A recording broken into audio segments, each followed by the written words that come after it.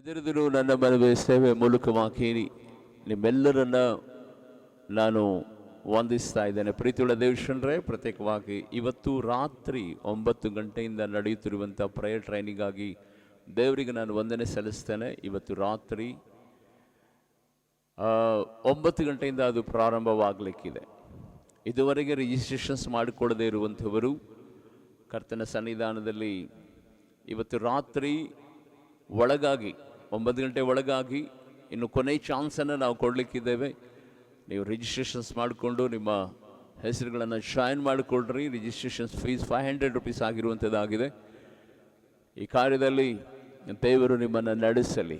ವಿಶೇಷವಾಗಿ 7 ದಿನಗಳ ಕಾಲ ಮೋನಿಕಾ ಸಿಸ್ಟರ್ ಅವರು ದೇವರ ವಾಕ್ಯವನ್ನು ನಮ್ಮ ಮಧ್ಯದಲ್ಲಿ ಹೊತ್ತು ತರಲಿಕ್ಕಿದ್ದಾರೆ. ಪ್ರಾರ್ಥನೆ ಕುರಿತು ಆಳವಾದ ಸತ್ಯಾರ್ಥಗಳನ್ನು ದೇವರಾತ್ಮನು 7 ದಿನಗಳ ಕಾಲ ಪ್ರಕಟಿಸುವಂಥವನಾಗಿದ್ದಾನೆ.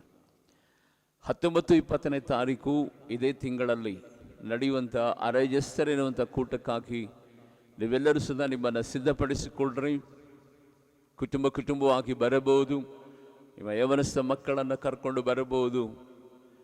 ಈ ಕೂಟದ ಮೂಲಕವಾಗಿ ನೀವು ಸದಾ ಪ್ರಾರ್ಥನೆಯ ಬಲವನ್ನು ಹೊಂದಿಕೊಂಡು ಈ ರಾಜ್ಯಕ್ಕಾಗಿ ಒಡಕಿನಲ್ಲಿ ನಿಂತುಕೊಂಡು ಪ್ರಾರ್ಥನೆ ಮಾಡುವುದಕ್ಕೆ ದೇವರು ನಿಮ್ಮನ್ನು ಬಲಪಡಿಸಲಿ. ಈ ಕರ್ನಾಟಕ ರಾಜ್ಯದ ಉಜ್ಜೀವನಕ್ಕೆ ನೀವು ಸದ ಸಹಭಾಗಿತ್ವವನ್ನು ವಹಿಸಿ ದೇವರ ನಾಮವನ್ನು ಘನಪಡಿಸಲಿಕ್ಕಾಗುವಂತೆ ದೇವರು ಕೃಪೆ ಮಾಡಲಿ. ದೇವರ ವಾಕ್ಯವನ್ನು ನಾವು ನೇರವಾಗಿ ಕೇಳುವಂಥವರಾಗೋಣ. ಆತ್ಮಿಕತೆ ಜೀವಿತದಲ್ಲಿ ನಾವೆಷ್ಟೇ ಚೆನ್ನಾಗಿ ಬದುಕಬೇಕೆಂಬುದಾಗಿ ಆಸೆ ಪಟ್ಟರು, ಏನೇ ಅದ್ಭುತವಾದಂಥ ಆಶೀರ್ವಾದಗಳನ್ನು ಹೊಂದಿಕೊಂಡ್ರು, ನಾವು ಯಾವುದೇ ತಪ್ಪು, ಯಾವುದೇ ಅನೀತಿ, ಯಾವುದೇ ವಿಧವಾದ ತಡೆಗಳು ಇಲ್ಲದ ರೀತಿಯಲ್ಲಿ ಭಯಭಕ್ತಿಯಿಂದ ನಾವು ಇರುವುದಾದರೂ ಅನೇಕ ವೇಳೆಗಳಲ್ಲಿ ನಮ್ಮ ವಿರುದ್ಧವಾಗಿ ಒಂದು ದೊಡ್ಡ ಕೂಟನೇ ಎದ್ದು ಬಿಡುತ್ತೆ. ಏನಂದರೆ, ನಾವು ಒಳ್ಳೆಯದನ್ನು ಮಾಡುವುದೇ ತಪ್ಪು ಎನ್ನುವ ರೀತಿಯಲ್ಲಿ ಪ್ರತಿಬಿಂಬಿಸುತ್ತಾ ಅನೇಕ ವೇಳೆಗಳಲ್ಲಿ ನಮ್ಮ ವಿರೋಧವಾಗಿ ಶತ್ರು ಅನೇಕ ವಿಧವಾದಂಥ ಆಲೋಚನೆಗಳನ್ನು ನಮ್ಮ ಸ್ನೇಹಿತರ ಮೂಲಕವಾಗಿ, ನಮ್ಮ ಸಭೆಯ ಮೂಲಕವಾಗಿ, ಸೇವಕರುಗಳ ಮೂಲಕವಾಗಿ, ಆತ್ಮೀಯ ಮಕ್ಕಳ ಮೂಲಕವಾಗಿ ಅದನ್ನು ತಂದು ನಮ್ಮನ್ನು ಬಹಳ ವಿಧವಾದಂಥ ಸಂಕಷ್ಟಕ್ಕೆ ಒದ್ದಾಡುವಂಥ ಒಂದು ಪರಿಸ್ಥಿತಿಗೆ ತಂದು ಬಿಡುತ್ತಾರೆ. ಆವಾಗ ನಾವು ಅಂದ್ಕೊಳ್ತೇವೆ, ಏನಂತ ಗೊತ್ತಾ, ಏನಪ್ಪ ಇವರು ದೇವರ ಮಕ್ಕಳು, ಇವರ ಜೀವನ ಹೀಗೇನಾ, ಇವರು ಇದ್ರೇ ಹಾಗೆ, ಇವರ ಪರಿಸ್ಥಿತಿ ನೋಡು ಹೇಗಿದೆ, ನಾವು ಯಾರಿಗೆ ಏನೂ ಮೋಸ ಮಾಡಿಲ್ಲ, ಯಾವುದೇ ತಪ್ಪು ಮಾಡಿಲ್ಲ, ಯಾರಿಗೂ ನೋವನ್ನು ಕೊಟ್ಟಿಲ್ಲ, ಯಾರಿಗೂ ಸದಾ ನಮ್ಮ ವಿಷಯದಲ್ಲಿ ಮಾತಾಡೋದೇ ಇಲ್ಲ ಯಾರು, ನಾವು ಯಾವಾಗಲೂ ಸದಾ ಒಳ್ಳೆಯದನ್ನೇ ಬಯಸುತ್ತೇವೆ, ನಮ್ಮ ಜೀವಿತದಲ್ಲಿ ಯಾಕೆ ಹೀಗೆ ಎಂಬುದಾಗಿ ಒಂದು ವೇಳೆ ನೀನು ಯೋಚನೆ ಮಾಡ್ತಾ ಇರಬಹುದು. ಪ್ರೀತಿಯುಳ್ಳ ದೇವರ ಮಗುವೇ, ಕರ್ತನ ಸನ್ನಿಧಾನದಲ್ಲಿ ಹೇಳೋರನ್ನ ಹೇಳೋದಕ್ಕೆ ಬಿಡಿ, ಬೈಯೋರನ್ನ ಬೈಯೋದಕ್ಕೆ ಬಿಡಿ, ಅವಮಾನಿಸುವಂಥವರನ್ನ ಅವಮಾನಿಸೋದಕ್ಕೆ ಬಿಡಿ. ಆದರೆ ನಿಮ್ಮ ಮನಸ್ಸಿನಲ್ಲಿ ಒಂದನ್ನು ಅಂದ್ಕೊಳ್ಬೇಡ್ರಿ, ಇವರಿಂದಲೇ ನನಗೆ ಹೀಗಾಯಿತು, ಇವರು ನನಗೆ ಯಾಕೆ ಹೀಗೆ ಮಾಡಬೇಕು, ಇವರನ್ನು ನಾನು ಏನಾದರೂ ಮಾಡಿ ಸೇಡು ತೀರಿಸಿಕೊಳ್ಳಬೇಕೆಂಬುದಾಗಿ ಯಾವತ್ತೂ ಸದಾ ನಿರ್ಧಾರ ಮಾಡಬೇಡಿ. ನಿಮ್ಮ ಜೀವಿತದಲ್ಲಿ ಬರುವಂಥ ಈ ಅಡೆತಡೆಗಳು ಅಥವಾ ಶತ್ರುವಿನ ಈ ಕಾರ್ಯಗಳು, ನಿಮ್ಮನ್ನು ವಿರೋಧಿಸುವ ಕಾರ್ಯಗಳನ್ನೆಲ್ಲ ಕೇಳಿಕೊಂಡು ಸುಮ್ಮನೆ ಮೌನವಾಗಿರ್ರಿ. ಆಗ ನೋಡ್ರಿ, ದೇವರು ನಿಮ್ಮ ಪರವಾಗಿ ಯುದ್ಧ ಮಾಡುತ್ತಾನೆ, ನಿಮ್ಮ ಪರವಾಗಿ ಯುದ್ಧ ಮಾಡುತ್ತಾನೆ. ಆ ಸಂದರ್ಭದಲ್ಲಿ ನೀನು ನೆನೆಸೋದಕ್ಕಿಂತಲೂ ಸದಾ ಅತಿಶಯವಾದಂಥ ಕಾರ್ಯಗಳು ನಿನ್ನ ಕಣ್ಣೆದುರಿನಲ್ಲಿ ಕಾಣಲ್ಪಡ್ತಾನೆ. ಯಾರು ನಿನ್ನನ್ನು ವಿರೋಧಿಸಿದರೋ, ಯಾರು ನಿನ್ನನ್ನು ಅವಮಾನಿಸಿದರೋ, ಯಾರು ನಿನ್ನನ್ನು ಕೀಳಾಗಿ ನೋಡಿದರೋ, ಆ ವ್ಯಕ್ತಿಗಳೇ ನಿನ್ನ ಬಳಿನಲ್ಲಿ ತಗ್ಗಿ ಬಗ್ಗಿ ಬಂದು, ಅಯ್ಯೋ ನಾವು ಹೀಗೆ ಮಾಡಬಾರ್ದಾಗಿತ್ತು ಎನ್ನುವಂಥ ಒಂದು ಮನಸಂಕುಚಿತವಾದಂಥ ಭಾವನೆಯಿಂದ ಬಂದು ನಿನ್ನ ಹತ್ರ ಕ್ಷಮಾಪಣೆ ಕೇಳುವ ರೀತಿಯಲ್ಲಿ ದೇವರು ನಡೆಸುವಂಥವನಾಗಿದ್ದಾನೆ, ದೇವರು ನಡೆಸುವಂಥವನಾಗಿದ್ದಾನೆ. ಯಾಕೆಂದರೆ ಸತ್ಯವೇದದಲ್ಲಿ ಭಕ್ತನಾಗಿರುವಂಥ ದಾವೀದನು ಒಂದು ಮಾತನ್ನು ಹೇಳುತ್ತಾನೆ, ಏನು ಗೊತ್ತಾ, ನನ್ನ ತಲೆ ಎತ್ತುವ ಹಾಗೆ ಮಾಡುವವನು ಆತನೇ, ನನ್ನ ತಲೆಯನ್ನು ಎತ್ತುವ ಹಾಗೆ ಮಾಡುವಾತನು ಆತನೇ. ನನ್ನ ವಿರುದ್ಧವಾಗಿ ಎಷ್ಟೇ ಶತ್ರು ಸೈನ್ಯ ಎದುರಾಗಿ ಬಂದರು, ವೈರಿಗಳು ನನ್ನ ವಿರುದ್ಧವಾಗಿ ನಿಂತುಕೊಂಡ್ರು, ನನ್ನ ವಿರುದ್ಧವಾಗಿ ಎಲ್ಲರೂ ಸದಾ ಮಾತನಾಡಿ ಇನ್ನೇನು ಇವನು ಬದುಕೋದಿಲ್ಲ, ಇವನು ಎದ್ದೊಳೋದಿಲ್ಲ, ಇವನು ಕಥೆ ಮುಗಿತು ಎಂಬುದಾಗಿ 1000 ಜನರು 1000 ವಿಷಯವನ್ನು ನನ್ನ ವಿಷಯದಲ್ಲಿ ಕೀಳಾಗಿ ಮಾತನಾಡಿದರು ಸದಾ ನನ್ನ ಗೌರವಕ್ಕೆ ಪಾತ್ರನು, ನನ್ನ ತಲೆಯನ್ನು ಎತ್ತುವಂತೆ ಮಾಡುವವನು ನನ್ನ ಕರ್ತನಾಗಿದ್ದಾನೆ ಎಂಬುದಾಗಿ ದಾವೀದನು ಸ್ಪಷ್ಟಪಡಿಸುತ್ತಾನೆ. ಅನೇಕರು ಅಂದ್ಕೊಳ್ತಾರ್ರಿ, ಏನಂದರೆ ಇವನು ಉದ್ಧಾರ ಆಗಲ್ಲ, ಬೇರೆಯವರಲ್ಲ. ಒಂದು ವೇಳೆ ನಿನ್ನ ತಾಯಿ ಅಂದ್ಕೊಂಡಿರ್ಬೋದು ಇವನು ಶಿವನದಲ್ಲಿ ಇವನು ಹೀಗೆ ಇರ್ತಾನೆ, ಇವನು ಉದ್ಧಾರ ಆಗೋದಿಲ್ಲ ಅಂತ. ಒಂದು ವೇಳೆ ನಿನ್ನ ತಂದೆ ಹೇಳಿರ್ಬೋದು ಇವನು ಎದ್ದೊಳೋದೇ ಇಲ್ಲ, ಇವನು ಕಥೆನೇ ಇಷ್ಟು ಅಂತ. ಇವನು ಫ್ಯಾಮಿಲಿಯವರೆಲ್ಲರೂ ಸದಾ ಹೇಳಿರ್ಬೋದು, ಅಥವಾ ನಿನ್ನ ಸಂಬಂಧಿಕರು ಸ್ನೇಹಿತರೆಲ್ಲ ಹೇಳಿರ್ಬೋದು. ಆದರೆ ಪರಿಶುದ್ಧಾತ್ಮನು ತಾನೇ ಇವತ್ತು ನಿನಗೆ ಹೇಳುತ್ತಿರುವಂಥ ಸಂಗತಿಯನ್ನು ಗೊತ್ತಾ? ನೀನು ಎಲ್ಲಿ ತಲೆ ತಗ್ಗಿಸಿಕೊಂಡಿಯೋ, ಎಲ್ಲಿ ನೀನು ಅವಮಾನಕ್ಕೆ ಗುರಿಯಾದೆಯೋ, ಎಲ್ಲಿ ನೀನು ತಿರಸ್ಕಾರವನ್ನು ಹೊಂದಿದೆಯೋ, ಯಾರು ನಿನಗೆ ವೈಯಕ್ತಿಕವಾಗಿ ನೀನು ಬದುಕೋದಿಲ್ಲ, ನೀನು ಎದ್ದೋಳೋದಿಲ್ಲ, ನಿನ್ನ ಮುಗಿತು ನಿನ್ನ ಕಥೆ ಎಂಬುದಾಗಿ ಹೇಳಿದರು, ಅವರ ಎದುರಿನಲ್ಲಿಯೇ ನಿನ್ನ ದೇವರು ನಿನ್ನ ತಲೆಯನ್ನು ಎತ್ತುವ ಹಾಗೆ ಮಾಡುವ ದೇವರಾಗಿದ್ದಾನೆ. ನಿನ್ನ ತಲೆಯನ್ನು ಎತ್ತುವ ಹಾಗೆ ಮಾಡುವಂಥ ದೇವರಾಗಿ ಈ ತಿಂಗಳಿನಲ್ಲಿ ಪ್ರೀತಿಯುಳ್ಳ ದೇವಶನರೇ, ಇನ್ನು ಕೇವಲ 19 ದಿನಗಳಿದೆ. ಈ 19 ದಿನದ ಒಳಗಾಗಿ ಯಾರು ನಿನ್ನ ವಿರೋಧವಾಗಿ ನಿಂತುಕೊಂಡ್ರೋ, ಯಾರು ನಿನ್ನ ವಿರೋಧವಾದ ತಂತ್ರಗಳನ್ನು ಮಾಡಿದರೋ, ಅವರೆಲ್ಲರ ಮಧ್ಯದಲ್ಲಿ ನಿನ್ನ ತಲೆ ಎತ್ತಲ್ಪಡಲಿಕ್ಕಾಗುವ ಹಾಗೆ ಕರ್ತನು ಸದಾ ನಿನ್ನ ಶ್ರೋತೆನಲ್ಲಿದ್ದು ನಿನಗೆ ಬಲಪಡಿಸುವಂಥವನಾಗಿಲ್ಲ. ನಂಬುವವರು ಗಟ್ಟಿಯಾಗಿ ಹೇಳ್ತೀರಾ ಆಮೇನ್ ಎಂಬುದಾಗಿ, ಹಲ್ಲೆಲೂಯಾ ಎಂಬುದಾಗಿ. ನಾಕೆ ಸ್ತೋತ್ರವಾಗಲಿ. ನನ್ನೊಟ್ಟಿಗೆ 1-2-3 ಸಾರಿ ಹೇಳ್ರಿ, ನನ್ನ ದೇವರು ನನ್ನ ತಲೆಯನ್ನು ಎತ್ತುವ ದೇವರಾಗಿದ್ದಾನೆ. ನನ್ನ ದೇವರು ನನ್ನ ಗೌರವಕ್ಕೆ ಪಾತ್ರನಾಗಿದ್ದಾನೆ. ನನ್ನ ದೇವರು ನನ್ನ ತಲೆಯನ್ನು ಎತ್ತುವ ದೇವರಾಗಿದ್ದಾನೆ. ನನ್ನ ದೇವರು ನನ್ನ ಗೌರವಕ್ಕೆ ಪಾತ್ರನಾಗಿದ್ದಾನೆ. ನನ್ನ ದೇವರು ನನ್ನ ತಲೆಯನ್ನು ಎತ್ತುವವನಾಗಿದ್ದಾನೆ. ನನ್ನ ಗೌರವಕ್ಕೆ ಆತನು ಪಾತ್ರನಾಗಿದ್ದಾನೆ. ಹೌದು ಪ್ರೀತಿಯುಳ್ಳ ದೇವಶನರೇ, ನಿನ್ನ ಬದುಕಿನಲ್ಲಿ ದೇವರು ಯಾವತ್ತೂ ಸದಾ ನಮಗೆ ಅವಮಾನ ಮಾಡುವುದಕ್ಕಾಗಲಿ, ನಿರಾಸೆಯ ಬದುಕನ್ನು ಕೊಡುವುದಕ್ಕಾಗಲಿ, ನಮ್ಮ ಬದುಕಿನಲ್ಲಿ ಯಾವಾಗಲೂ ಕೊರತೆನೋ ಇಕ್ಕಟ್ಟನ್ನು ಕೊಡುವುದಕ್ಕಾಗಿ ಆತನು ಇಷ್ಟಪಡುವುದೇ ಇಲ್ಲ. ದನಾಕೆ ಸ್ತೋತ್ರವಾಗಲಿ. ಸತ್ಯವೇದದಲ್ಲಿ ನನಗೆ ಒಂದು ಮಾತು ಬಹಳ ಇಷ್ಟ. ಆದರೂ ಎನ್ನುವಂಥ ಮಾತು ಬಹಳ ಚಿಕ್ಕದಾಗಿರುವಂಥದ್ದಾಗಿದೆ. ಅನೇಕ ಸಂದರ್ಭಗಳಲ್ಲಿ ಈ ಆದರೂ ಎನ್ನುವಂಥ ಒಂದು ಮಾತಿದೆಯಲ್ಲ, ಎಲ್ಲಿಗೆ ಸೂಟು ಮಾಡ್ತಾನೆ ಗೊತ್ತಾ ದೇವರು? ಅಂದರೆ ಎಲ್ಲಿಗೆ ಅದನ್ನು ಹೋಲಿಕೆ ನೋಡ್ತಾನೆ ಗೊತ್ತಾ? ನೀನು ಬಿದ್ದಿರ್ಬೋದು, ನೀನು ನಾಶವಾಗಿರ್ಬೋದು, ನೀನು ಹಾಳಾಗಿರ್ಬೋದು, ನೀನು ಅನಾರೋಗ್ಯದಿಂದ ಇರಬಹುದು, ಒಂದು ವೇಳೆ ಕುಗ್ಗಿರೋ ಹೋಗ್ಬೋದು, ಒಂದು ವೇಳೆ ನೀನು ನಿನ್ನ ಬದುಕಿನಲ್ಲಿ ಸೋತಿರಬಹುದು, ಬಲಹೀನನಾಗಿರಬಹುದು. ಆದರೂ ಅನ್ನುವಂಥ ಆ ಪಾಯಿಂಟನ್ನು ಹಿಡಿದುಕೊಂಡು ದೇವರೇನು ಮಾಡ್ತಾನೆ ಅಂದರೆ, ಆದರೂ ನಾನು ನಿನ್ನನ್ನು ಬಿಡೋದಿಲ್ಲ, ಆದರೂ ನಿನ್ನ ಕೈಯನ್ನು ಹಿಡಿದುಕೊಳ್ಳುತ್ತೇನೆ, ಆದರೂ ನಿನ್ನ ಶ್ರುತನಲ್ಲಿ ನಾನಿರುತ್ತೇನೆ, ಆದರೂ ನಿನ್ನನ್ನು ಯಾವತ್ತೂ ಸದಾ ನನ್ನ ಕಣ್ಮಣಿಯ ಪಾದಲಿ ಕಾಯುತ್ತೇನೆ, ಆದರೂ ನಾನೇ ನಿನಗೆ ಬಲವಾಗಿರುತ್ತೇನೆ, ನಾನೇ ನಿನಗೆ ಕೋಟೆಯಾಗಿರುತ್ತೇನೆ. ಆದರೂ ನೋಡಿ, ಚಿಕ್ಕದೇ ಒಂದು ಮಾತಿರಬಹುದು ಆದರೂ ಎಂಬುದಾಗಿ, ಆದರೆ ಮುಂದೆ ಜೋಡಿಸುವಂಥ ಮಾತುಗಳಿದಾವಲ್ಲ, ಎಂಥ ವಿಧವಾದಂಥ ಬಲಹೀನನಿಗೆ ಬಲ ಕೊಡುವಂಥ ಪ್ರಾಮಿಸನ್ನು, ಬಲ ಕೊಡುವಂಥ ಪ್ರಣಾಳಿಕೆಗಳನ್ನು ದೇವರು ಕೊಡುತ್ತಲೇ ಹೋಗುವಂಥವನಾಗಿದ್ದಾನೆ.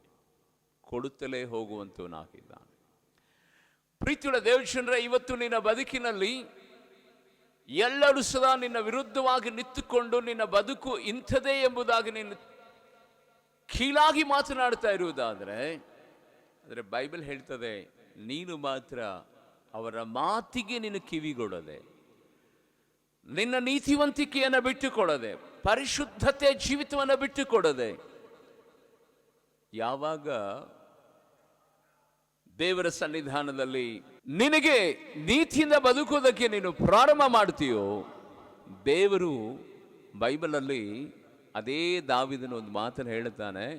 ಕೀರ್ತನೆ 37ನೇ ಅಧ್ಯಾಯದ 25ನೇ ವಚನ, ನಾನು ಬಾಲಕನಾಗಿದ್ದೆನು, ಈಗ ನಾನು ವೃದ್ಧನಾಗಿದ್ದೇನೆ, ಈವರೆಗೂ ನೀತಿವಂತನು ದಿಕ್ಕಿಲ್ಲದೆ ಬಿದ್ದಿರುವುದನ್ನಾಗಲಿ ಅವನ ಸಂತತಿಯವರು ಭಿಕ್ಷೆ ಬೇಡಿ ತಿನ್ನುವುದನ್ನಾಗಲಿ ನೋಡಲಿಲ್ಲ. ಇನ್ನೊಂದು ಸಾರಿ, ನಾನು ಬಾಲಕನಾಗಿದ್ದೇನು, ಈಗ ವೃದ್ಧನಾಗಿದ್ದೇನೆ, ಈವರೆಗೂ ನೀತಿವಂತನು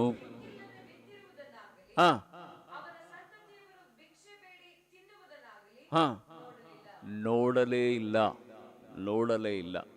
23-24 ಓದಮ್ಮ, ಬಹಳ ಸುಂದರವಾದಂಥ ಮಾತುಗಳಲ್ಲಿ ಬರೆಯಲ್ಪಟ್ಟಿವೆ. ಸತ್ಪುರುಷನ ಗತಿಸ್ಥಾಪನೆಯು ಯೆಹೋವನಿಂದಲೇ ಆಗಿದೆ, ಆತನು ಅವನ ಪ್ರವರ್ತನೆಯನ್ನು ಮೆಚ್ಚುತ್ತಾನೆ.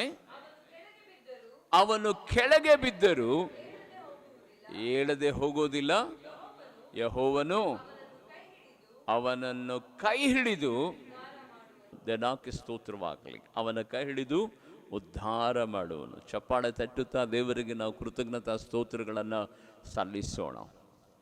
ಪ್ರೀತಿಯುಳ್ಳ ದೇವಶಂದ್ರೆ, ಈ ಎಲ್ಲ ಮಾತುಗಳ ಮಧ್ಯದಲ್ಲಿ ನೀತಿವಂತನು, ಸತ್ಪುರುಷನು, ವೈಯಕ್ತಿಕವಾಗಿ ದನಕ್ಕೆ ಸ್ತೋತ್ರವಾಗಲಿ, ಪರಿಶುದ್ಧನು, ಇವರ ಗತಿಸ್ಥಾಪನೆ ಯೆಹೋವನಿಂದಲೇ.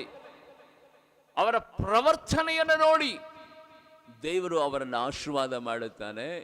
ಒಂದು ವೇಳೆ ಅವರನ್ನು ಬಿತ್ತರೂ ಸುಧಾ ದೇವರು ಮೇಲಕ್ಕೆ ಎತ್ತುತ್ತಾನೆ. ಈಗೋ ನಾನು ವೃದ್ಧನಾಗಿದ್ದೇನು, ನಾನು ಬಾಲಕನಾಗಿದ್ದೇನು, ಈಗ ವೃದ್ಧನಾಗಿದ್ದೇನೆ, ಆದರೆ ನೀತಿವಂತನು ದಿಕ್ಕಿಲ್ಲದವನಾಗಿ ಬಿದ್ದಿರುವುದಾಗಲಿ, ಭಿಕ್ಷೆ ಬೇಡಿ ತಿನ್ನುವುದನ್ನಾಗಲಿ ನಾನು ನೋಡಲೇ ಇಲ್ಲ ಎಂಬುದಾಗಿ ಇಲ್ಲಿ ಭಕ್ತನಾದಂಥ ದಾವೀದನು ಹೇಳ್ತಾ ಇದ್ದ.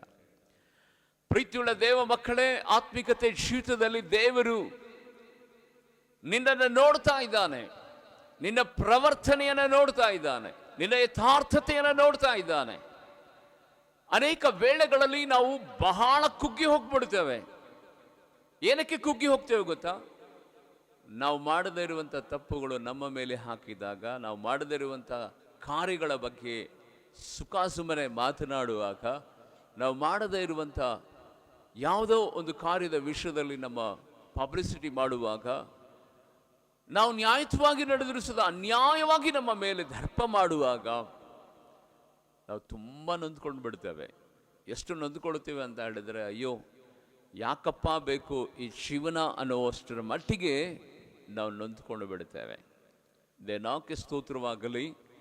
ಒಂದು ವೇಳೆ ಜನರ ಕಣ್ಣಿಗೆ ಅಥವಾ ಲೋಕದ ಕಣ್ಣಿಗೆ, ಸಮಾಜದ ಕಣ್ಣಿಗೆ ನೀನು ನೊಂದುಕೊಳ್ಳುವುದನ್ನು, ಕಣ್ಣೀರಿಡುವುದನ್ನು, ಬಾಧೆ ಪಡುವುದನ್ನು ಕಾಣದೇ ಇರಬಹುದು ಸಮಾಜ, ಜನ, ಲೋಕ. ಆದರೆ ಪ್ರೀತಿಯುಳ್ಳ ದೇವಜನರೇ, ದೇವರು ನಿನ್ನನ್ನು ನೋಡುವ ದೇವರಾಗಿದ್ದಾನೆ, ನಿನ್ನಲ್ಲಿರುವಂಥ ನೀತಿಯನ್ನು ನೋಡುವಂಥ ದೇವರಾಗಿದ್ದಾನೆ. ಅಷ್ಟು ಸುಲಭವಾಗಿ ನಿನ್ನನ್ನು ದೇವರು ಯಾವತ್ತೂ ಸದಾ ಕೈ ಬಿಡಲ್ಲ. ಉದಾಹರಣೆಗೆ, ಯೋಸೇಫನ ಜೀವಿತವನ್ನು ಗಮನಿಸುವಂಥ ಸಂದರ್ಭದಲ್ಲಿ ಅನೇಕ ವೇಳೆ ಅವನು ದೇವರಿಗೆ ಬಹಳ ಯಥಾರ್ಥತೆ ಉಳ್ಳವನಾಗಿ, ನೀತಿವಂತನಾಗಿ, ಕೊನೆ ತನಕವಾಗಿ ಬದುಕಬೇಕೆಂಬುದಾಗಿ ಅವನಿಗೆ ಆಸೆ. ಆ ಆಸೆಯ ವಿರುದ್ಧವಾಗಿ ಅನೇಕ ಸಂದರ್ಭಗಳಿಗೆ ತಪ್ಪು ಮಾಡುವಂಥ ಅವಕಾಶಗಳು ಸದಾ ಆತನಿಗೆ ಹುಡುಕಿಕೊಂಡು ಬರುತ್ತವೆ. ಪಾಪ ಮಾಡುವುದಕ್ಕೆ ಅವಕಾಶಗಳು ಹುಡುಕಿಕೊಂಡು ಬರ್ತದೆ. ಆದರೆ ಯೋಸೇಫನು ಮಾತ್ರ ತಪ್ಪನ್ನಾಗಲಿ ಪಾಪವನ್ನಾಗಲಿ ಆತನು ಮಾಡೋದೇ ಇಲ್ಲ. ಅವನ ಜೀವಿತದಲ್ಲಿ ಮಾಡದೇ ಇರುವಂಥ ತಪ್ಪು ಪಾಪದ ನಿಮಿತ್ತವಾಗಿ ಅವನು ಸೆರೆಮನೆಗೆ ಹೋಗೋದಕ್ಕೂ ಸದಾ ತನ್ನನ್ನು ತಾನು ಸಿದ್ಧಪಡಿಸಿಕೊಳ್ಳುತ್ತಾನೆ. ಸೆರೆಮನೆಗೆ ಹೋಗೋದಕ್ಕಾಗಿ ಸದಾ ಸಿದ್ಧಪಡಿಸಿಕೊಳ್ಳುತ್ತಾನೆ. ಸೆರೆಮನೆಯಲ್ಲಿ ಹೋಗಿ ಬೇಡಿ ಬಂಧನಗಳನ್ನು ಬೇಕಾದರೆ ನಾನು ಹಾಕಿಸ್ಕೊಳ್ಳೋದಕ್ಕೆ ಸಿದ್ಧ, ಆದರೆ ನಾನು ತಪ್ಪು ಮಾಡಲ್ಲ, ನಾನು ಪಾಪ ಮಾಡಲ್ಲ ಎನ್ನುವಂಥ ಒಂದು ದೃಢ ಸಂಕಲ್ಪವನ್ನು ಆತನು ತನ್ನ ಜೀವಿತದಲ್ಲಿ ಅಳವಡಿಸಿಕೊಳ್ಳುತ್ತಾನೆ. ಯಾವಾಗ ಆತನು ಆ ರೀತಿಯಾದಂಥ ನೀತಿ ಕಾರ್ಯಗಳನ್ನು ಮಾಡೋದಕ್ಕೆ ಪ್ರಾರಂಭ ಮಾಡಿದನೋ, ಪ್ರತಿಯೊಬ್ಬರೂ ಸದಾ ಆತನ ವಿಷಯದಲ್ಲಿ ತಪ್ಪುಗಳನ್ನು ಹುಡುಕೋದಕ್ಕೆ, ಪಾಪದಲ್ಲಿ ಬೀಳಿಸೋದಕ್ಕೆ ಅನೇಕರು ಅವನಿಗೆ ಪ್ರಯತ್ನ ಪಡ್ತಾರೆ.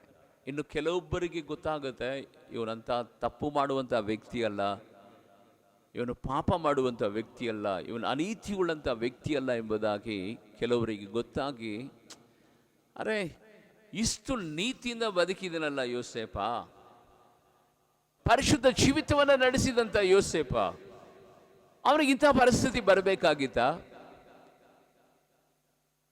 ಒಳ್ಳೆಯದಕ್ಕೆ ಕಾಲವೇ ಇಲ್ವಾ? ಅವನೇನು ತಪ್ಪು ಮಾಡಿದ್ದಾನೆ, ಅವನೇನು ಪಾಪ ಮಾಡಿದ್ದಾನೆ? ಕೆಲವೊಬ್ರು ಯೋಚನೆ ಮಾಡಬಹುದು, ಯಾಕಪ್ಪ ನೀತಿವಂತನಿಗೆ ಒಳ್ಳೆ ಕಾಲನೇ ಇಲ್ಲವಾ ಅಂತ. ಆದರೆ ಒಂದು ದಿನ ಗೊತ್ತಾಗುತ್ತೆ ಪ್ರೀತಿಯುಳ್ಳ ದೇವಶ್ರೇ, ನಮ್ಮನ್ನು ಕಾಣುವಂಥ ದೇವರು, ನಮ್ಮನ್ನು ನೋಡುವಂಥ ದೇವರು, ಜನರಾದ್ರೂ ಮುಖಗಳನ್ನು ನೋಡುತ್ತಾರೆ, ಆದರೆ ನಮ್ಮ ಅಂತರಂಗವನ್ನು ನೋಡುವಂಥ ದೇವಾದಿ ದೇವನು ಯೋಸೇಪನ ಒಳಗಡೆ ಇದ್ದಂಥ ಆ ನೀತಿ ನಂಬಿಕೆಯನ್ನು ಮಾತ್ರ ಆತನು ಮರೆಯಲಿಲ್ಲ. ಆತನಲ್ಲಿದ್ದಂಥ ಪರಿಶುದ್ಧತೆಯನ್ನು ಆತನು ಮರೆಯಲಿಲ್ಲ.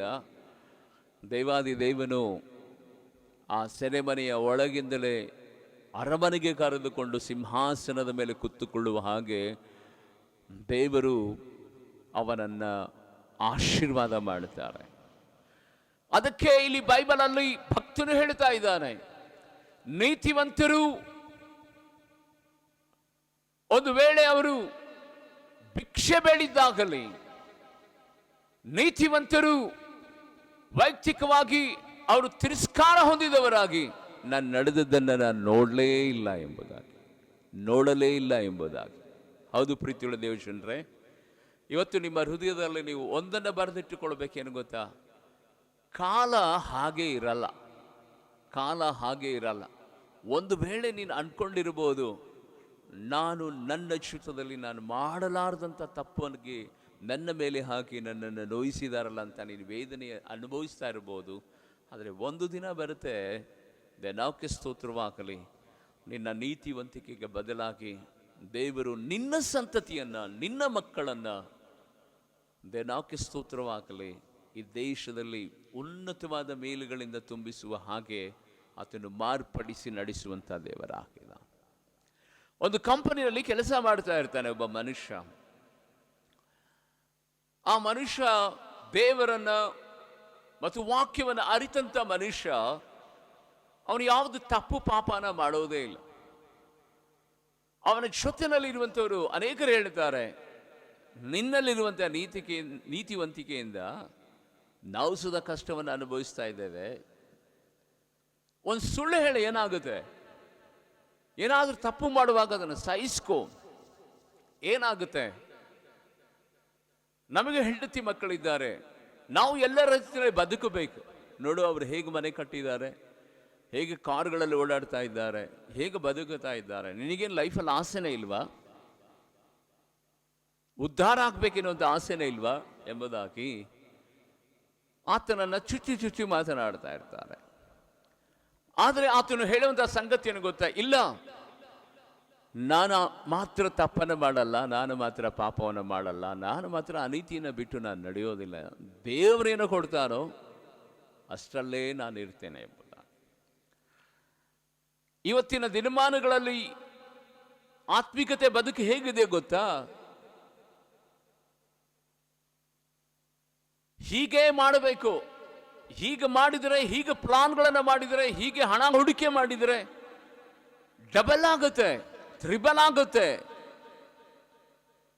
ಚೀಟಿ ವ್ಯವಹಾರ ಮಾಡಬೇಕು, ಬಡ್ಡಿ ವ್ಯವಹಾರ ಮಾಡಬೇಕು, ಹಣ ಸಂಪಾದನೆ ಮಾಡಬೇಕು, ಹೆಂಗೋ ಸರಿ. ದುಡಿದು ಮನೆ ಕಟ್ಟಿಕೊಳ್ಬೇಕು, ಕಾರುಗಳನ್ನು ತೆಗೆದುಕೊಳ್ಬೇಕು, ಬಂಗ್ಲೆಗಳನ್ನು ತೆಗೆದುಕೊಳ್ಬೇಕು, ಐಷಾರಾಮಿ ಜೀವಿತ ನಡೆಸಬೇಕೆಂಬುದಾಗಿ ಬಹಳ ಜನ ಯೋಚನೆ ಮಾಡ್ತಿರ್ತಾರೆ. ಆದರೆ ಪ್ರೀತಿಯುಳ್ಳ ದೇವಶ್ರೇ, ನಾನು ಹೇಳುವಂಥ ಸಂಗತಿ ಏನು ಗೊತ್ತಾ? ತಗೋಬೇಡ ಅನ್ನೋದಿಲ್ಲ. ಆದರೆ ದೇವರು ಯಾವಾಗ ಕೊಡ್ತಾನೋ ಆವಾಗ ತಗೋ. ದೇವರು ಯಾವಾಗ ಬಾಗಿಲನ್ನು ತೆರೀತಾನೋ ಆವಾಗ ಅದನ್ನು ತೆಗೆದುಕೋ. ಅದಕ್ಕೆ ಒಂದು ಶಾಶ್ವತವಾದಂಥ ಅನುಗ್ರಹವನ್ನು ದೇವರು ಒದಗಿಸುತ್ತಾನೆ, ಅದು ಸ್ಥಿರವಾಗಿರ್ತಾರೆ. ಇವರೆಲ್ಲ ಏನು ಮಾಡ್ತಾರೆ ಗೊತ್ತಾ? ಆ ಮನುಷ್ಯನಿಗೆ ಸುಳ್ಳು ಹೇಳಿ ಅವನ ಮೇಲೆ ಆಪಾದನೆ ಹೊರಿಸಿ ಅವನನ್ನು ಕೆಲಸದಿಂದ ತೆಗೆಯುವ ಹಾಗೆ ಮಾಡಿಬಿಡ್ತಾರೆ. ಆ ಮನುಷ್ಯ ಕೆಲಸ ಬಿಟ್ಟರೂ ಪರವಾಗಿಲ್ಲ ಅಂತ ಹೇಳಿ ನೀತಿವತ್ತಿಕೆಯಿಂದ ಅಲ್ಲಿ ಇಲ್ಲಿ ಕೂಲಿನಲ್ಲಿ ಮಾಡ್ತಾನೆ. ಆದರೆ ಆ ಕಂಪನಿನಲ್ಲಿ ಕೆಲಸ ಮಾಡುವಂಥ ವ್ಯಕ್ತಿಗಳೆಲ್ಲರೂ ಸದಾ ಒಳ್ಳೆ ಮನೆ ಕಟ್ಕೋತಾರೆ, ಕಾರುಗಳನ್ನು ತೆಗೆದುಕೊಳ್ತಾರೆ, ಒಳ್ಳೆ ವಿದ್ಯಾಭ್ಯಾಸವನ್ನು ಮಕ್ಕಳಿಗೆಲ್ಲ ಮಾಡ್ತಾರೆ. ಆ ಸಂದರ್ಭದಲ್ಲಿ ಆತನು ಸಿಕ್ಕಾಗ ಹೇಳ್ತಾರೆ, ನಿನಗೆ ಬುದ್ಧಿ ಇಲ್ಲ, ನಿನ್ನ ಜೀವನ ಇಷ್ಟೇ, ನೀನು ನಮ್ಮ ಮಾತನ್ನು ಕೇಳಿದರೆ ನೀನು ಚೆನ್ನಾಗಿರ್ಬೋದಿತ್ತಲ್ಲ ಎಂಬುದಾಗಿ ಅವರನ್ನು ತುಂಬ ಹೀಯಾಳಿಸ್ತಾ ಇರ್ತಾರೆ. ಆದರೆ ನೀತಿವಂತಿಕೆಯನ್ನು ಮಾತ್ರ ಬಿಡೋದಿಲ್ಲ ಆತನು. ಏನಾಗುತ್ತೆ ಗೊತ್ತಾ? ಹೀಗೆ ಕೆಲವು ದಿನಗಳ ನಂತರ ಅವರ ಮಗ ಪ್ರಾಯಕ್ಕೆ ಬರ್ತಾನೆ. ಪ್ರಾಯಕ್ಕೆ ಬಂದ ನಂತರ ಒಂದು ಬಿಸ್ನೆಸ್ಸನ್ನು ಪ್ರಾರಂಭ ಮಾಡ್ತಾನೆ. ತನ್ನ ತಂದೆ ಯಾವ ಕಂಪನಿನಲ್ಲಿ ಇದನೋ ಆ ಕಂಪನಿಯ ಒಳಗಡೆ ಏನು ಪ್ರೊಡಕ್ಷನ್ಸ್ ನಡೀತಾ ಇತ್ತೋ ಅದೇ ಕಂಪನಿಯನ್ನು ಈತನು ಪ್ರಾರಂಭ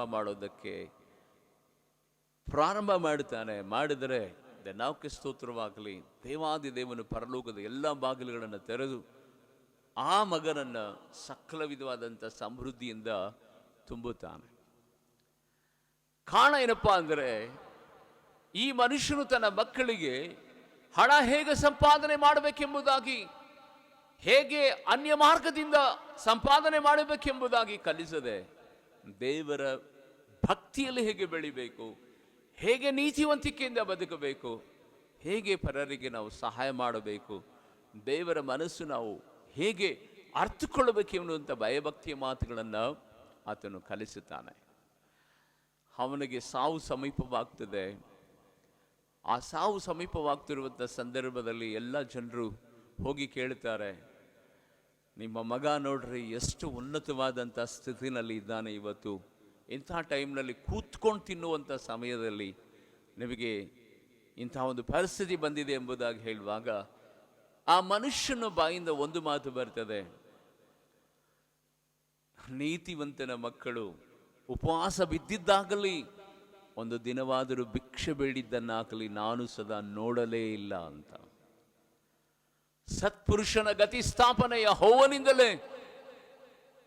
ಆತನು ಬಿದ್ದರೂ ಸದಾ ತನ್ನ ಜನರನ್ನು ಎತ್ತುತ್ತಾನೆ ಎಂಬುದಾಗಿ ಹೇಳಿ ಕಣ್ಣನ್ನು ಮುಚ್ಚಿಕೊಳ್ತಾನೆ.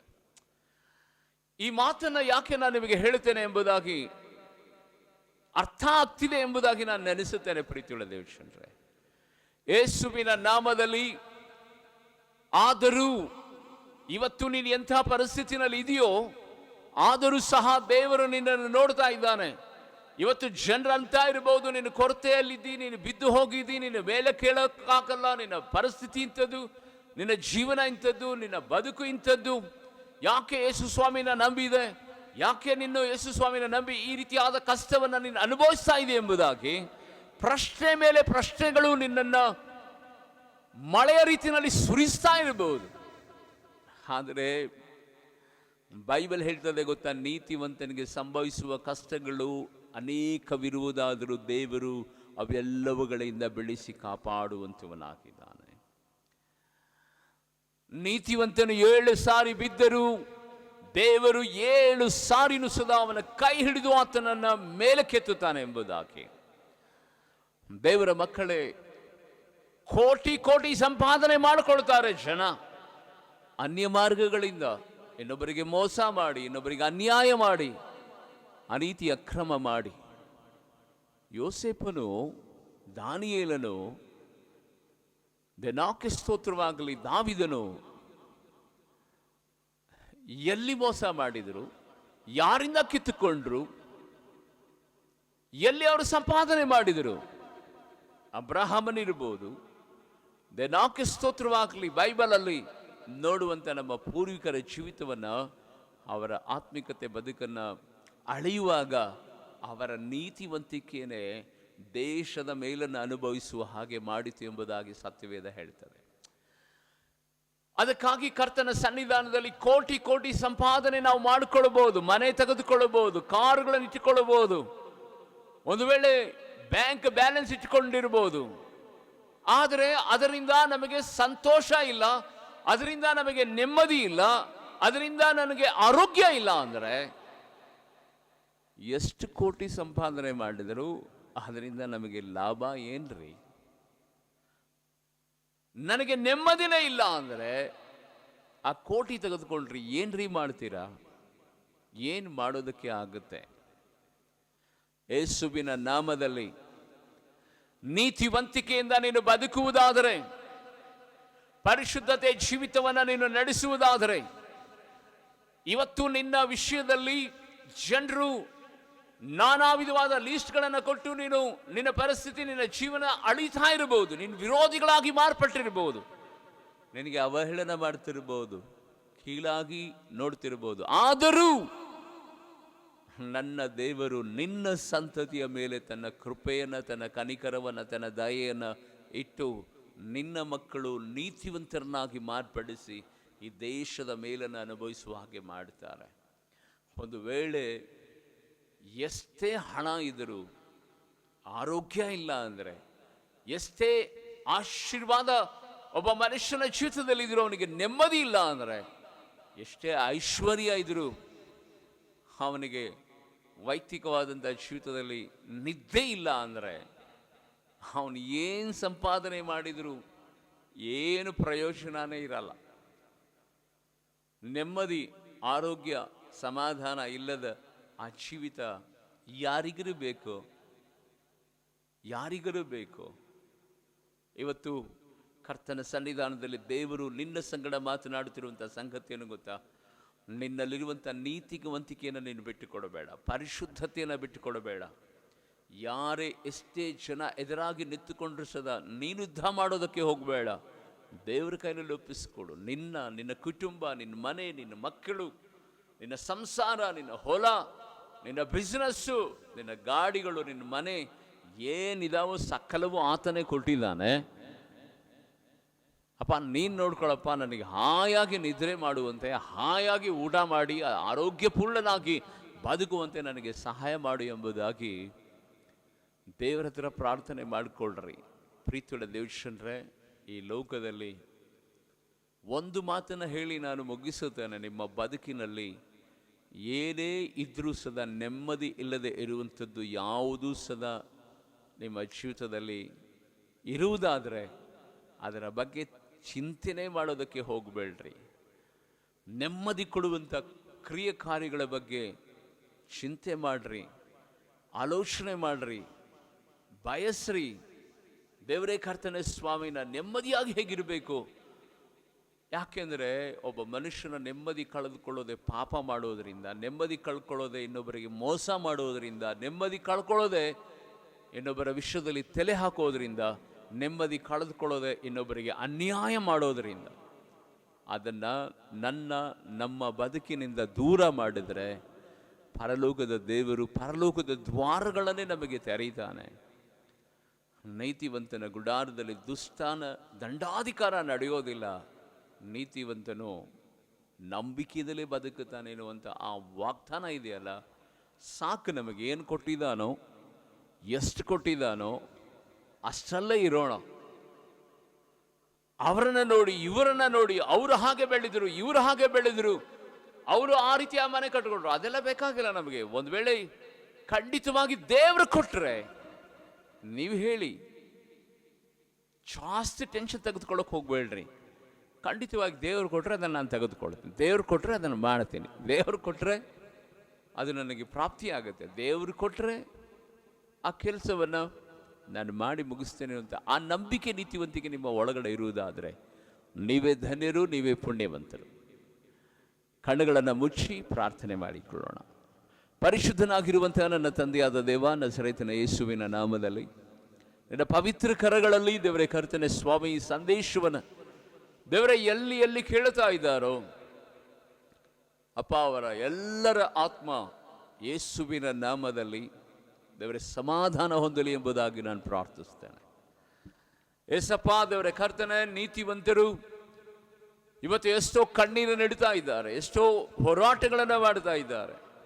ತಾವು ಮಾಡದೇ ಇರುವಂಥ ತಪ್ಪುಗಳು ಅವರ ಮೇಲೆ ಹಾಕಿ ಅನ್ಯಾಯವಾಗಿ ಅವರನ್ನು ಹಿಂಸಿಸುವಂಥ ದೊಡ್ಡ ಕೂಟಗಳು ಎದ್ದೊಳ್ತಾ ಇದ್ದಾವೆ. ಅಪ್ಪ ದೇವರೇ, ಇವತ್ತು ನೀನು ಹೇಳಿದಿ ದೇವರ ಕರ್ತನೆ ಸ್ವಾಮಿ, ನನ್ನ ವಿರುದ್ಧವಾಗಿ ಸನ್ನದ್ಧವಾಗಿ ಬರುವಂಥ ಶತ್ರುಗಳಿಗೆ ನಾನು ಭಯಪಡೋದಿಲ್ಲ ಎಂಬುದಾಗಿ ದಾವೀದನು ಹೇಳುತ್ತಾನೆ. ಸಾವಿರಾರು ಜನರು ನನ್ನ ಸುತ್ತುವರೆದರೂ ನಾನು ಹಾಯಾಗಿ ನಿದ್ರೆ ಮಾಡುತ್ತೇನೆ ಎಂಬುದಾಗಿ ಹೇಳುತ್ತಾನೆ. ನನ್ನ ಗೌರವಕ್ಕೆ ಪಾತ್ರನ ತಲೆ ಎತ್ತುವಂತೆ ಮಾಡುವವನು ಯೆಹೋವನೇ ಆಗಿದ್ದಾನೆ ಎಂಬುದಾಗಿ ಆತನು ಸ್ಪಷ್ಟಪಡಿಸ್ತಾನೆ. ಅದೇ ಮಾತುಗಳು ದೇವರೇ, ಆ ವಾಗ್ದಾನ ಯೇಸುವಿನ ನಾಮದಲ್ಲಿ ಮಕ್ಕಳ ಜೀವಿತದಲ್ಲಿ ದೇವರ ಕರ್ತನೆ ಸ್ವಾಮಿ ಕಾರ್ಯಗತಿಗೆ ಬರಲಿ. ಇದನ್ನು ಕಾಯ್ಕೊಂಡು ನಡೆಯುವಂತೆ ಕೃಪೆ ಮಾಡು ಅಪ್ಪ. ದೇವರೇ ಕರ್ತನ ನೀತಿವಂತರಿಗೆ ಸಿಗುವಂಥ ಫಲಗಳು ದೇವರೇ ಒಂದು ದಿನವಾದರೂ ಉಪವಾಸ ಬೀಳೋದಿಲ್ಲ. ದೇವರೇ ಕರ್ತನೆ ಸ್ವಾಮಿ, ಅವರು ಭಿಕ್ಷೆ ಬೀಳೋದಿಲ್ಲ ಅವರ ಮಕ್ಕಳು ಎಂಬುದಾಗಿ ಸತ್ಪುರುಷನ ಗತಿ ಸ್ಥಾಪನೆ ಯೆಹೋವನಿಂದಲೇ ಅವನ ಪ್ರವರ್ತನೆಯನ್ನು ನೋಡಿ ಅವನು ಬಿದ್ದಿದ್ದರೂ ದೇವರು ಮೇಲಕ್ಕೆತ್ತುತ್ತಾನೆ ಎನ್ನುವಂಥ ರೀತಿಯಲ್ಲಿ ಯಾರು ದೇವಾದಿ ದೇವನ ಕರ್ತನೆ ಇವತ್ತು ನೀತಿವಂತಿಕೆಯಿಂದ ಬಿದ್ದು ಹೋಗಿದ್ದಾರೋ, ಕೊರತೆನಲ್ಲಿದ್ದಾರೋ, ಅವಮಾನದಲ್ಲಿದ್ದಾರೋ, ಆ ಮಕ್ಕಳನ್ನು ಕೈ ಹಿಡಿದು ನೀನು ಮೇಲೆ ಕೆತ್ತಬೇಕೆಂಬುದಾಗಿ ಎಂಗಲಾಚಿ ಪ್ರಾರ್ಥನೆ ಮಾಡುತ್ತೇನೆ. ಬಲಪಡಿಸಯ್ಯ ದೇವರೇ ಕರ್ತನೆ, ಅವರ ಸಂತತಿ ತಲೆಮಾರುಗಳವರೆಗೆ ನೀನು ಆಶೀರ್ವಾದ ಮಾಡು. ನಸರೇತಿನ ಯೇಸುವಿನ ನಾಮದಲ್ಲಿ ಈ ದಿನದ ವಿಶೇಷವಾದಂಥ ಕರ್ತನೆ ಝೂಮ್ ಮೀಟನ್ನು ದೇವರೇ ಇವತ್ತು ರಾತ್ರಿ 9 ಗಂಟೆಯಿಂದ ಪ್ರಾರಂಭವಾಗುವಾಗ ದೇವರೇ ನೂರಾರು ಮಕ್ಕಳು ದೇವರ ಕರ್ತನೆ ಕೂಟದಲ್ಲಿ ಭಾಗವಹಿಸಿ ನಿಮ್ಮ ನಾಮವನ್ನು ಘನಪಡಿಸುವಂತೆ ಕೃಪೆ ಮಾಡು. ಪ್ರತಿ ಉದಯ ಕಾಲದ ಪ್ರಾರ್ಥನೆಗಳನ್ನು ಆಶೀರ್ವಾದ ಮಾಡು, ರಾತ್ರಿಯ ಪ್ರಾರ್ಥನೆಗಳನ್ನು ಆಶೀರ್ವಾದ ಮಾಡು. ಪ್ರತ್ಯೇಕವಾಗಿ ನಿನ್ನ ಸನ್ನಿಧಾನದಲ್ಲಿ ದೇವರ ಕರ್ತನೆ ಪ್ರತಿದಿನದ ಉದಯ ಕಾಲದ ದೇವರ ಕರ್ತನೆ ವಾಕ್ಯಗಳನ್ನು ಆಶೀರ್ವಾದ ಮಾಡು. ಒಂದೊಂದು ದಿನವೂ ಈ ವಾಗ್ದಾನಗಳನ್ನು ಕೇಳಿ ತಮ್ಮ ದಿನವನ್ನು ಪ್ರಾರಂಭಿಸುವಂತೆ ಎಲ್ಲರ ಮಕ್ಕಳ ಜೀವಿತದಲ್ಲಿ ನಿನ್ನ ಪ್ರಸನ್ನತೆ, ನಿನ್ನ ಮಹಿಮೆ, ನಿನ್ನ ಕೃಪೆ ಯಾವಾಗಲೂ ಆವರಿಸಲಿ. ಮಕ್ಕಳ ವಿದ್ಯಾಭ್ಯಾಸದಲ್ಲಿ ಜೊತೆಗಾರನಾಗಿರು, ಇವರ ಬಿಸ್ನೆಸ್ನಲ್ಲಿ ನೀನೇ ಜೊತೆಗಾರನಾಗಿದ್ದು ದೇವಾಕರ್ತನೆ ನನ್ನ ಮಕ್ಕಳನ್ನು ದೃಢಪಡಿಸಿ ನಡೆಸಬೇಕೆಂಬುದಾಗಿ ಯೇಸುವಿನ ನಾಮದಲ್ಲಿ ಬೇಡಿ ಪ್ರಾರ್ಥಿಸ್ತೇನೆ ನನ್ನ ಪರಲೋಕದ ತಂದೆಯಾದ ದೇವರೇ. ಆಮೇನ್, ಆಮೇನ್.